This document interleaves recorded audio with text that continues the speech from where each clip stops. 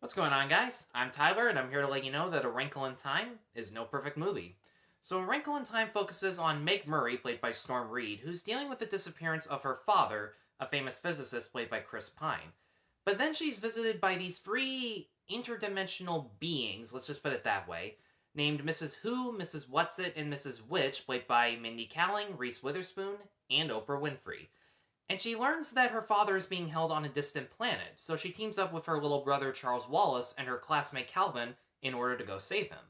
Ava DuVernay being attached as a director was what initially sparked my interest in this movie. Because she's so used to directing smaller independent films, I was hoping she'd bring a much more distinct visual style to a fantasy movie, let alone your average Disney film. And she does, but depending on what you're looking for, that might be a bad thing. To be fair, the cinematography never felt generic.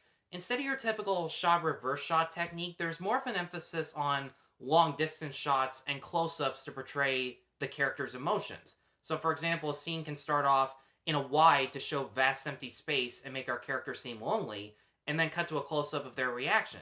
Scenes like that can be very effective. But there are other times where there's an overabundance on close ups that can feel a little too uncomfortable. There's a lot of handheld camera work that some will say makes each scene feel more raw and realistic, but personally, I don't know. I've always found handheld camera work distracting just because those little shakes can be noticeable, but I'm too picky when it comes to stuff like that. I was a little worried about the fact that this is her first film handling big budget visual effects, and yeah, I gotta be honest, for the first half of the movie, even though the designs of the planets and the creatures who live on these planets look nice in terms of their designs and they have some breathtaking moments, the CG just looked phony. I couldn't get sucked into it because I knew that what I was looking at wasn't really there and could have used at least a few more renderings. But the second half of the movie, that was a vast improvement. The visuals included a lot more practical sets and effects. It made the more dark and surreal moments more tense because what we were looking at was actually tangible. Now look, everybody is going to talk about Oprah being in this movie no matter how big of a role she has or no matter whether you love or hate her, so I'll just get this out of the way. If you can ignore the fact that it is Oprah Winfrey in this movie, she's actually not bad. I mean, there are a couple times where she's literally bigger than everyone else, and that part was distracting considering how popular she is in real life, but I thought she gave a decent performance. She never tried to steal the spotlight, she was never over the top. Her performance reflected on the fact that Mrs. Which is a supporting character, so she stayed that way, and I appreciated that. Storm Reid and Derek McCabe also gave really good child performances. Their motivations were pretty simple, all they wanted to do was find their dad, but it's their personality traits and reactions to certain situations that kind of elevates their characters. Reid starts off as the typical withdrawn and antisocial kid just because of the fact that her dad disappeared, but as the stakes become higher, she comes out of her shell and takes more risks in order to protect her brother and rescue her father. And McCabe is one of those kids in movies where they have a ton of energy and always say what's on their mind, and normally that can be pretty annoying because these kids are always either too loud or the things they say are just completely random.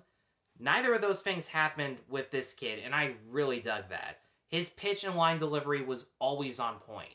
And the rest of the cast, ranging from Reese Witherspoon, Mindy Kaling, even Zach Galifianakis in just one scene, they all gave really good performances and they never overshadowed each other.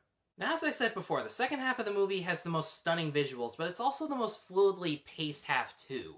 Because for the first 40 minutes or so, at least that's how much it felt to me, it's almost nothing but exposition about who these characters are, what's happening to them and why, and the dialogue always felt like a bunch of explanations as opposed to some genuine conversations between people.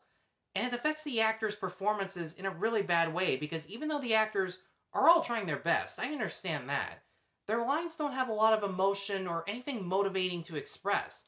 And Levi Miller is affected the most as Calvin because frankly, he's just a filler character. I mean, seriously, he contributes absolutely nothing. He joins the Murrays on their mission the exact day that he meets them, and the way that he meets them was weird too. I'm not making this up.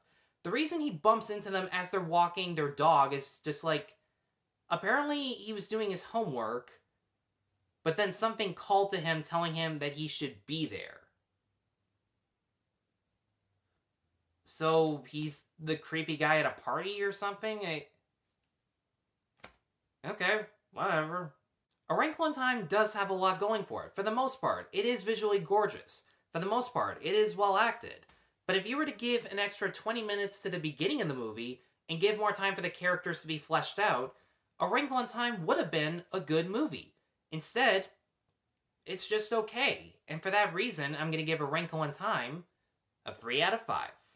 Guys, thanks as always for watching, and if you've seen A Wrinkle in Time, what did you think about it? Be sure to let me know in the comments below. Be sure to like, subscribe, check out my other reviews at noperfectmovie.com. And once again, thank you all very much for watching. Take care.